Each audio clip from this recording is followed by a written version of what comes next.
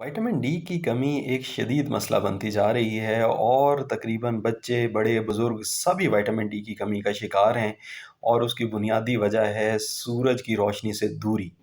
सन exposure से vitamin D बनता है हमारी जिल्द के अंदर, हमारे जिस्म के अंदर और वो उसे हमारा जिस्म इस्तेमाल करता है।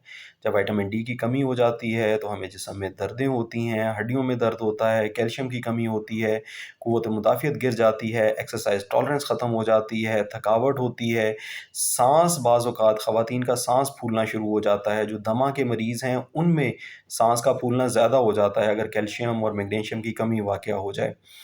फिर जो बच्चे हैं या ख़वातीन हैं उसमें बाज़-औक़ात कैल्शियम की कमी की वजह से हाथ-पाँव मुड़ जाते हैं या झटके भी लग जाते हैं। तो सबसे इम्पोर्टेंट और पहला इलाज कैल्शियम की कमी और विटामिन डी की कमी का ये है कि सन एक्सपोज़र प्लीज़ करें। सन एक्सपोज़र अपनी जिल्द के ऊपर सूरज को पड़ने दें, सूरज की रोशनी को पड़ने दें ताकि विटामिन डी आपके जिस्म के अंदर ही पैदा हो। नंबर 2 ऑयली फ़िश का इस्तेमाल, तेल वाली मछली का इस्तेमाल या मछली के तेल का अलहदा से इस्तेमाल आपको फ़ायदा करेगा, उससे विटामिन डी मिलेगा। नंबर 4 आप लाल गोश्त का इस्तेमाल करें, मटन और बीफ दोनों का गोश्त इस्तेमाल करें, उसमें भी विटामिन डी अच्छी मिकदार में मिलेगा। कलेजी का इस्तेमाल, कलेजी बीफ की भी हो सकती है, मटन की भी हो सकती है।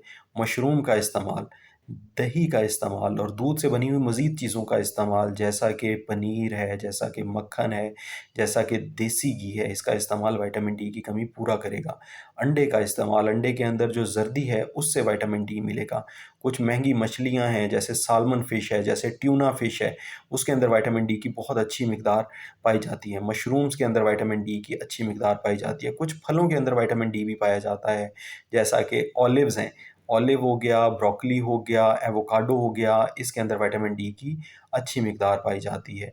तो ये थी व्यूअर्स मेरी आज की गुज़ारिशात, मुझे उम्मीद है आप लोगों को इससे फ़ायदा होगा। अस्सलाम वालेकुम।